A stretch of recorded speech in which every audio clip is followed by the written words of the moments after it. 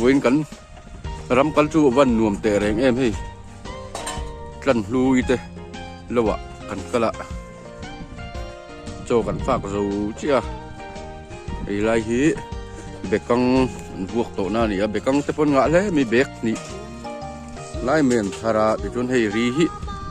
thì thấy cho có vui cắt cắn na nè hay làm hí nuông cắt đi lẽ mày trời tôi đủ bốc ra mà nghe nghe này chôn sôi sôi hào lùng tụt hạ xiên tụt na anh tị thar khan này lúng lấy là mà trong tép hay đó nè không có pin vàng thế ta hào lùng là mà tragin cần veng ram tan tlang hin ron kal ta zel maya in kal po na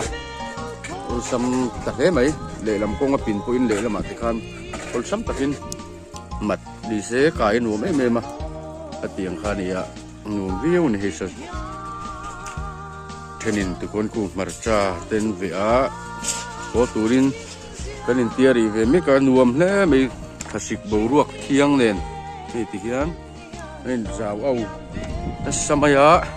anh phăng vách sen là hay làm trang tung cái nuông thế mày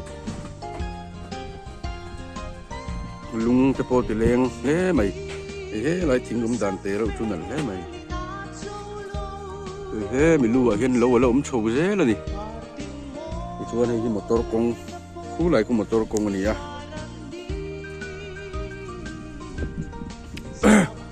mà đi tham của ta Kutha in motorin kanin tip pose kay to changkang le to ni nuam he mai in ma bi te tham chung này tiếng hi cái bal te sum hun te pon nei ve thap an hi tui de na tui khoi na te tuyên hiang hà lẽ bay nuông tiếng hi túi hùn nuông hi chú hùn kêu tiểu sama nuông bol lo bom ni sen nei tha em maya bol lo pai na man ngai ve lo kum ni a po khat ve thei lo ania tiếng hi tha lẽ mai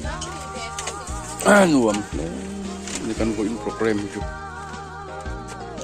ka ba han puar te lul mai em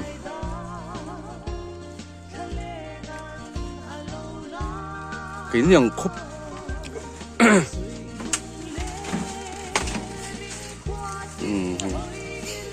sam mì tụi nu cái chân này lại hơn cái lằng về đủ phim một tia hay cái lằng kia về đâu nó nì hiện với là bọc bồn túi tại cái này bây nó khi nào photo thì bộ căn mua hay thì hết có túi đi cái tia đi mấy cái này